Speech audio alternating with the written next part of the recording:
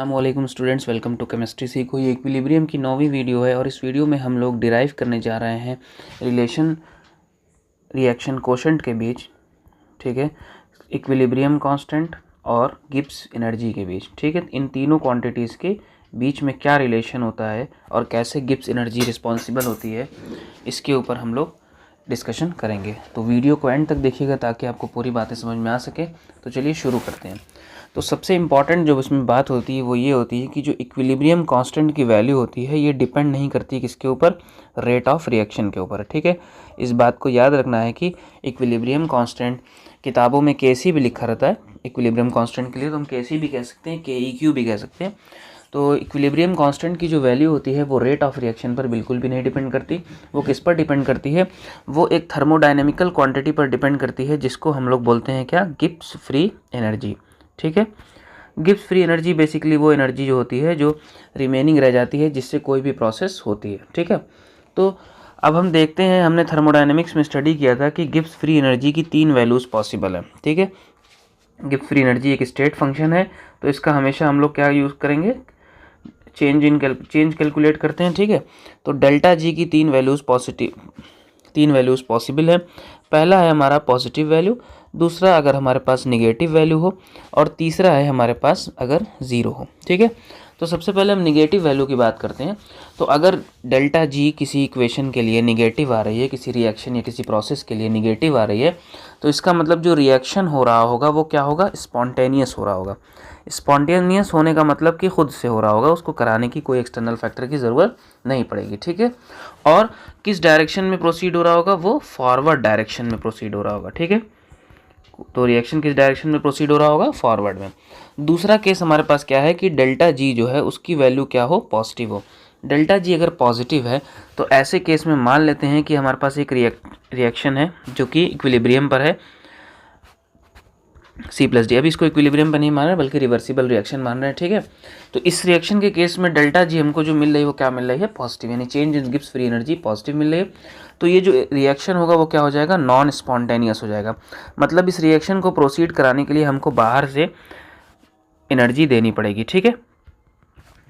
लेकिन अगर हम इस वैल्यू को, ये जो पॉजिटिव वैल्यू आई है, इसको हम निगेटिव कर दें, ठीक है, क्या करें, निगेटिव कर दें। तो निगेटिव करें तो ये इम्प्लाई कर रहा है, ये बता रहा है कि जो C+D है अब वो एज अ रिएक्टेंट बिहेव कर रहा है और ये कन्वर्ट हो रहा है A+D में। तो सिंपली बोला जाए कि डेल्टा जी पॉजिटिव है और अगर हम उसको कन्वर्ट कर दें निगेटिव में, ठीक है, तो रिवर्स रिएक्शन या फिर बैकवर्ड रिएक्शन प्रोसीड होना शुरू हो जाता है, ठीक है ना। मतलब जो वैल्यू यहाँ डेल्टा जी पॉजिटिव में आ रही है वो निगेटिव में कर दें, ठीक है, तो क्या होगा, ये जो बैकवर्ड रिएक्शन बेसिकली प्रोसीड हो जाएगा, ठीक है। फॉरवर्ड के लिए तो नॉन स्पॉन्टेनियस रहेगा, होगा ही नहीं, लेकिन बैकवर्ड रिएक्शन यहाँ पर होना शुरू हो जाता है, ठीक है। क्योंकि फॉरवर्ड जाते वक्त डेल्टा जी जो है वो पॉजिटिव आ रहा है, तो इसका उल्टा होगा, जब वो वापस आएगा तो अगर बैकवर्ड में आएगा तो डेल्टा जी निगेटिव हो जाएगी, और डेल्टा जी जब निगेटिव होगा तो हमने अभी पढ़ा कि रिएक्शन क्या होगा, स्पॉन्टेनियस हो जाता है, ठीक है। इसके बाद फिर हमारे पास या तो अब डेल्टा जी की वैल्यू क्या है, ज़ीरो है, ठीक है। तो डेल्टा जी की वैल्यू ज़ीरो कब आती है, डेल्टा जी की वैल्यू तब ज़ीरो आती है जब रिएक्शन इक्विलिब्रियम पर पहुंच गया हो, ठीक, रिएक्शन हैज़ अचीव्ड इक्विलिब्रियम। या सिंपली हम लोग बोलें तो जो भी प्रोसेस चल रही थी वो इक्विलिब्रियम पे आ गई, तो ऐसी कंडीशन में डेल्टा जी क्या हो जाएगा, ज़ीरो हो जाएगा, ठीक है। इसका मतलब ये हुआ कि अब there is no free energy left, ठीक है, there is no free energy left for driving the reaction, मतलब उस जो प्रोसेस हो रही थी या जो रिएक्शन हो रहा था ना, उसमें कोई एनर्जी बची ही नहीं कि अब रिएक्शन हो। तो ऐसी जो कंडीशन आती है वो कौन सी कंडीशन आ जाती है, इक्विलिब्रियम कंडीशन आ जाती है, ठीक है। और उस केस में हमारी जो डेल्टा जी होती है वो क्या होती है, ज़ीरो होती है, ठीक। तो एक मैथमेटिकल एक्सप्रेशन दिया जाता है जिससे हम लोग थर्मोडायनेमिकली किसी भी इक्विलिब्रियम को देख सकते हैं। तो थर्मोडायनेमिकली हम जब किसी इक्विलिब्रियम को देख लेते हैं तो उसका एक मैथमेटिकल एक्सप्रेशन बनता है, वो क्या होता है, delta G is equals to delta G not plus RT ln Q, ठीक है।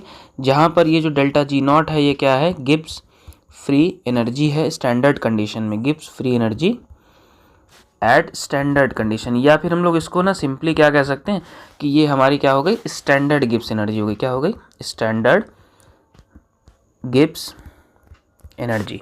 ओके, और ये हमारी क्या हो गई, गिब्स एनर्जी हो गई। ठीक है, इसके अलावा इसमें जो आर है वो गैस कांस्टेंट है और टी जो है हमारा टेम्परेचर है। ठीक है, टी जो है हमारा क्या है, टेम्परेचर है, और जो क्यू है वो हमारा क्या है, रिएक्शन कोशेंट है। ठीक है, रिएक्शन कोशेंट मतलब जिस स्टेट में जहाँ पर हम रिएक्शन को कंसीडर कर रहे हैं वहाँ पे। ठीक है, रिएक्शन कोशेंट, इसको कंप्लीट लिख देते हैं। ठीक है, अब हमारे पास जब डेल्टा जी की वैल्यू 0 हो गई, या सिंपली हम क्योंकि इक्विलिब्रियम पढ़ रहे हैं तो हम इक्विलिब्रियम कंडीशन को ही कंसीडर करते हैं। तो एट इक्विलिब्रियम पे क्या होगा, इक्विलिब्रियम पे जो डेल्टा जी होता है वो सिंपली 0 हो जाएगा। ठीक है, इसके अलावा जो हमारा रिएक्शन कोशेंट होगा वो किसके बराबर हो जाएगा, इक्विलिब्रियम कांस्टेंट के बराबर हो जाएगा, क्योंकि अब इक्विलिब्रियम पे पहुंच गए। जब इक्विलिब्रियम के इधर उधर रहते हैं तो हम रिएक्शन कोशेंट देखते थे, और जब हम इक्विलिब्रियम पे आ जाते हैं तो इक्विलिब्रियम कांस्टेंट देखते हैं। ठीक है, तो हमारे पास जो एक्सप्रेशन हो जाएगा वो क्या हो जाएगा, delta G is equals to delta G not plus R T L N Q. सारी वैल्यूज पुट करते हैं, ये 0, ये delta G not plus R T L N K E Q. ठीक है, के ई क्यू मतलब इक्विलिब्रियम कांस्टेंट। अब क्या होगा, क्योंकि डेल्टा जी 0 है तो इसका मतलब क्या हो जाएगा, हमारे पास delta G naught minus is equals to minus R T natural log of K E q. ये हमको मिल जाता है relation between Gibbs energy equilibrium constant.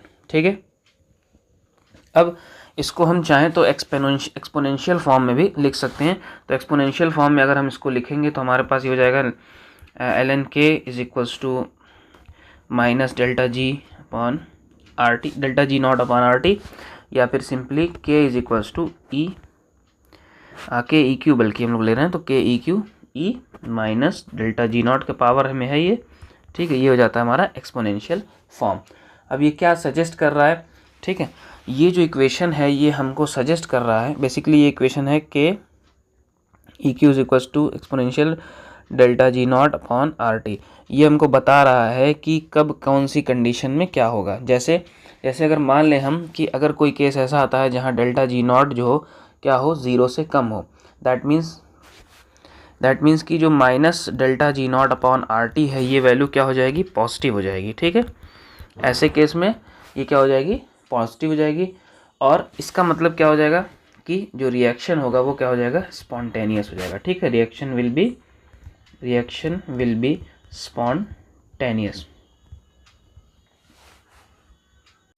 ठीक है, और जब रिएक्शन स्पॉन्टेनियस हो जाएगा तो हमको क्या मिलेगा, फॉरवर्ड मिलेगा, फॉरवर्ड प्रोसीड होगा। बेसिकली हम कहें तो हमको यहाँ पर ना प्रोडक्ट जो है प्रीडोमिनेंटली मिलेंगे, मतलब प्रोडक्ट ज़्यादा अमाउंट में मिलते हैं। ठीक है, प्रीडोमिनेंटली मिलते हैं। ठीक है, मतलब हमको रिएक्टेंट जो लिया गया है उसकी कंसंट्रेशन कम मिलती है। दूसरी कंडीशन क्या आती है, जब डेल्टा जी नॉट की वैल्यू क्या हो, 0 से बड़ी हो। इसका मतलब ये जो relation delta G not upon R T है ये क्या हो जाएगा, निगेटिव हो जाएगा। इस निगेटिव होने से मतलब ये है कि जो इसका इक्विलिब्रियम कांस्टेंट है के ई क्यू, ठीक है, वो 1 से छोटा हो जाएगा। अच्छा, इस केस में जब पॉजिटिव होता है ना, तो इस केस में जो इक्विलिब्रियम कांस्टेंट होता है वो 1 से बड़ा हो जाता है। ठीक है, तो इन सब बातों का ध्यान रखते हुए, तो जब ये इसका निगेटिव होगा तो रिएक्शन क्या हो जाएगी, reaction will be non spontaneous. अब ये रिएक्शन क्या होगी, नॉन स्पॉन्टेनियस होगी। इसका मतलब ये हुआ कि जब हम उनकी कंसंट्रेशन देखेंगे तो जो रिएक्शन होगा, जो फॉरवर्ड रिएक्शन होगा, बहुत स्मॉल डिग्री तक, मतलब बहुत स्मॉल एक्सटेंट तक होगा, थोड़ा सा होगा, जिसकी वजह से हमको बहुत माइन्यूट क्वांटिटी में प्रोडक्ट मिलेंगे, माइन्यूट क्वांटिटी में प्रोडक्ट मिलते हैं। ठीक है, माइन्यूट क्वांटिटी में प्रोडक्ट मिलते हैं।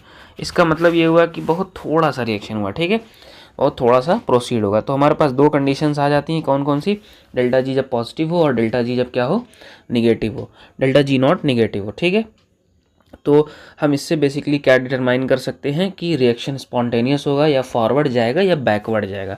तो ये था हमारा relationship between reaction quotient, Gibbs free energy and equilibrium constant. तो इस वीडियो में बस इतना ही। नेक्स्ट वीडियो में हम और भी टॉपिक्स को डिस्कस करेंगे। तो अगर वीडियो पसंद आया हो तो इसको लाइक कीजिए और भी स्टूडेंट से शेयर कीजिए, और अगर कोई क्वेश्चन या डाउट अभी भी रह जाता है तो कमेंट सेक्शन का ज़रूर यूज़ कीजिएगा। Thank you.